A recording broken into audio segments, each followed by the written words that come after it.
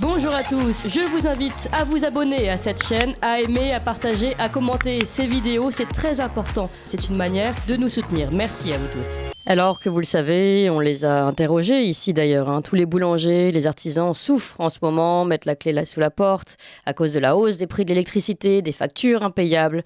Eh bien, au cœur de la Meurthe-et-Moselle, dans la commune de Chaligny, non loin de Nancy, un boulanger travaille et résiste contre les tarifs invasifs.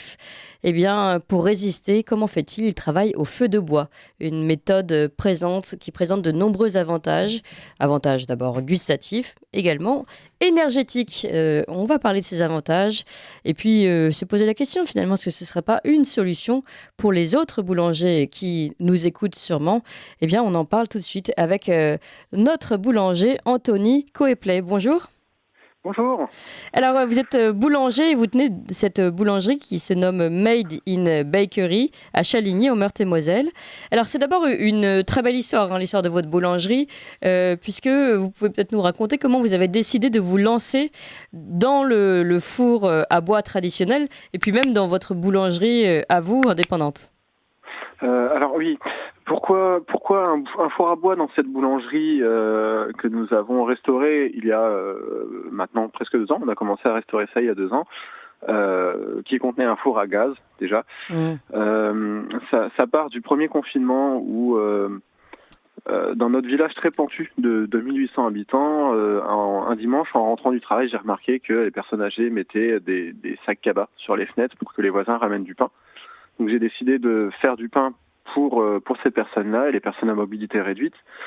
Et donc j'ai cherché un four à bois dans la commune, parce que c'est une commune qui est bâtie du 12e et généralement dans ce type de village, on retrouve des fours à bois chez les particuliers. Alors expliquez-moi, c'est-à-dire en fait la boulangerie, il existait une boulangerie dans cette commune, mais trop éloignée, c'est ça ? Non, la boulangerie était fermée depuis 1 an et demi. Ah oui, d'accord. Quand j'ai rouvert le 28 juin 2021, ça faisait à 1 mois près 3 ans qu'elle était fermée. Donc la boulangerie la plus proche était dans la commune voisine, avec la problématique du dénivelé pour les personnes qui peuvent se déplacer difficilement. Bien sûr. Donc vous avez décidé de reprendre cette boulangerie. Enfin, vous avez commencé d'abord à la reprendre sur votre temps libre. Alors, j'ai pas repris cette boulangerie sur le temps libre. Initialement, je cherchais donc un four parce que je savais que dans cette boulangerie, il restait encore du matos, mais j'avais pas accès. Donc, je cherchais un four et c'est un voisin qui a dit, bah non, mais je vais le construire. Voilà, il a commencé à construire ça le dimanche. Et tout était prêt le jeudi, le petit four à bois avec de la terre et du foin qu'il a creusé 5 mètres plus loin, un petit appentis pour protéger quand même.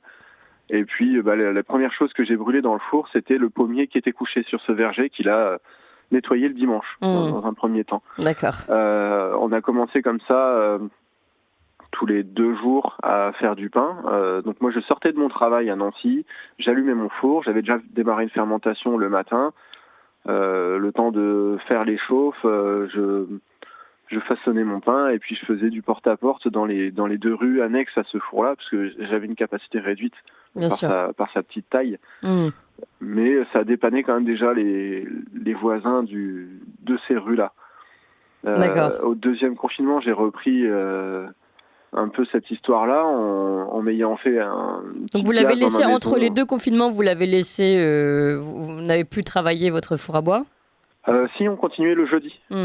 On continuait le jeudi, on appelait ça d'ailleurs le jeudi à Chaligny, parce que j'avais un collègue dans la boulangerie voisine qui est fermé le jeudi. Donc je voulais continuer ce jour-là. Et puis après, avec le bel été qu'on a eu, ça partait aussi en barbecue et pizza. Voilà, il faut aussi savoir se faire plaisir. Bien sûr. Et au second confinement, je m'étais fait une petite place dans une cave dans ma maison. J'avais pris ce qu'on appelle une échelle, donc un chariot à grille, dans la fontaine à face de chez moi, et je faisais pas que du pain, je faisais aussi des brioches, notre spécialité des pâtés lorrains, des croissants, enfin plein de choses. J'avais créé un groupe sur les réseaux sociaux en disant demain je ferai tel et tel produit, tout le monde commandait, à 19h je mettais ça dans cette échelle-là, et en une demi-heure tout était parti. C'est comme ça que je me suis rendu compte qu'il y avait une demande. Oui. et qu'il y avait la capacité en tout cas de pouvoir certainement tenir une boulangerie et survivre avec ça. Et donc on a entamé les travaux de cette boulangerie-là 3 mois après, donc début février. C'est les voisins et moi qui avons fait les travaux dedans. Donc tout le monde est venu un peu aider et a pris part à l'histoire. Oui, il y a vraiment un côté projet collectif depuis le début, en fait, où tout le monde participe, vous montre la voie presque, le fait que ça puisse fonctionner, qu'il y ait une demande. C'est un peu je vais pas dire, c'est un peu une certaine logique de voisinage, on est tous là l'un pour l'autre et on s'entraide. C'est vraiment la dynamique de petit village comme j'ai connu quand j'étais plus jeune. J'habite un village de 200 habitants, donc c'est un peu notre façon de penser. On a vraiment 3 parties même dans Chaligny. On appelle Chaligny Haut, le vieux village. Une partie un peu plus basse, c'est les cités ouvrières vers la ville voisine qui contient une grosse usine, donc ce qui a nourri un peu toutes les communes aux alentours. Et une autre partie qui est le fond du Val, qui est des maisons, des pavillons non mitoyens, des trucs assez sympas aussi. Et du coup, la partie haute, on retrouve vraiment cette mentalité de village. Ouais, c'est merveilleux. Donc, voilà, après 4 mois de travaux, j'ai un entrepreneur qui est venu pour faire une toiture parce qu'on n'avait pas le temps. On s'était donné une date limite, c'était la meilleure boulangerie de France, qui sont venus tourner en juin. Donc on avait vraiment cette date à finir, là, les travaux. On a fini la veille à 23h. Et tout s'est enclenché. Après, j'ai démarré tout seul, voilà, sans vendeuse, sans personne en prod. Je faisais tout seul. Et vous vous en sortiez? Oui, je travaillais entre 15 et 18 heures par jour, mais il faut démarrer, il faut y aller progressivement.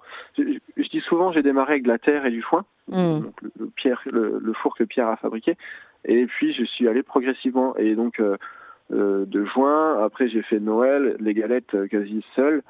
Et j'ai embauché une vendeuse fin juin, avant le passage à l'émission. Et puis maintenant, j'ai embauché mon boulanger, Pierre-Yves, qui était mon voisin d'en face, qui a participé avec moi à l'émission, du coup. Lui a fait une reconversion professionnelle, il était prof d'histoire. Et c'est aussi grâce à ça, on a notre four à bois, la boulangerie a un prénom, et le petit qu'on a fabriqué aussi à la base, c'est Octave, et à la boulangerie, c'est Auguste, parce que quand Octave devint le plus grand empereur de Rome, il changea de prénom, il s'appela Auguste. La rêve du prof d'histoire. Alors justement, je voudrais qu'on revienne un peu sur votre four à bois, même si on sent, et c'est merveilleux, que derrière il y a une histoire d'amitié, de village, de famille. Quels sont alors les nombreux avantages? Alors j'ai parlé du goût, de la facture d'énergie, mais vous allez peut-être pouvoir rentrer un peu dans le détail. Mais il y en a d'autres en fait, qui sont très intéressants. Vous allez nous l'expliquer, notamment sur l'organisation de vos journées. Donc voilà, quels sont les avantages pour vous de ce four à bois? En fait, l'avantage de ça, c'est qu'on va déjà consommer moins d'énergie pour le chauffer, même si on le chauffe 1 ou 2 fois par jour. Le bois reste quand même beaucoup moins cher que l'électricité, et même s'il vient à augmenter, on va pas prendre une augmentation similaire à mes collègues avec l'électricité. Ce qu'il faut bien comprendre, c'est l'inertie du four. Une fois qu'on chauffe bien, ça c'est l'étape primordiale, c'est le matin, c'est la première chauffe. Une fois qu'on a bien chauffé ça, il faut bien comprendre l'inertie et comment le four garde de l'énergie. Et avec ça, on peut cuire sa prod de pain quasiment avec une seule chauffe si on veut, et même faire d'autres choses. Il m'est arrivé de cuire une quiche le lendemain, 24 heures après avoir chauffé le four.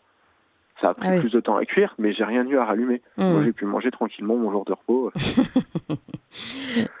Oui, donc ce que vous voulez dire, c'est que finalement, c'est la cuisson, la première chauffe est importante, mais une fois que c'est lancé, la cuisson est lancée, et finalement, ça peut aussi vous libérer du temps. Oui, l'avantage de ça, contrairement à mes collègues dans des boulangeries plus conventionnelles, c'est que je peux allumer mon four à 3 heures du matin, admettons. Si je ne veux cuire que à 7 heures, de toute façon, le four aura encore de l'inertie. Hier, d'ailleurs, on a refait une chauffe parce que j'étais en vente l'après-midi. On a chauffé le four, il était midi, 13 heures. Je l'ai laissé tranquille, j'ai recuit du pain seulement à 16 heures. Je peux cuire après quand je veux sans avoir besoin de faire tourner quelque chose. Oui, vous n'avez pas à tenir.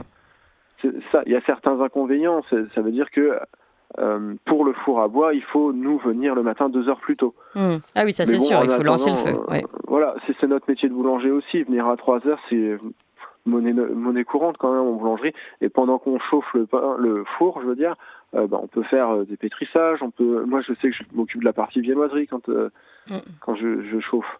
Et puis j'imagine, et on va finir là-dessus, parce que je suis un peu en retard, j'imagine que le simple fait finalement de pouvoir cuire dans un four à feu de bois, d'avoir une miche de pain, une meule de pain qui sort de son four à feu de bois, ça doit être absolument merveilleux également, ça fait partie d'une passion. C'est passionnant quand on voit aussi, on prend souvent des photos avec tous les pains qui sont dedans, c'est vraiment très beau à voir. C'est pas, on n'a pas des lumières, il y a rien d'artificiel, et c'est juste finalement se dire, c'est juste parce que le caillou autour est chaud, et puis on peut cuire comme ça longtemps, c'est beau. Et là, on a un four nous déjà qui a 30 ans, qu'on est allé chercher ailleurs, qui a déjà 30 ans. Et vous pourriez faire finalement aujourd'hui, vous pourriez peut-être lancer un appel, faire des formations pour les autres boulangers pour qu'ils puissent en sortir. Il est arrivé quelques fois que des collègues artisans viennent voir un peu le fonctionnement.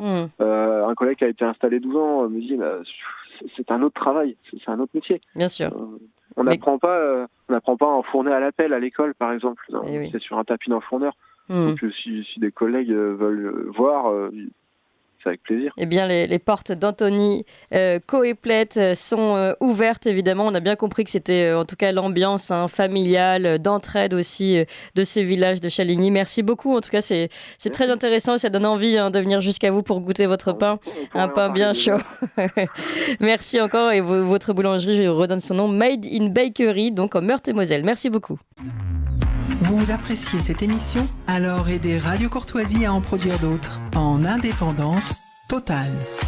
Rendez-vous sur soutenir.radiocourtoisie.fr. Merci d'avance.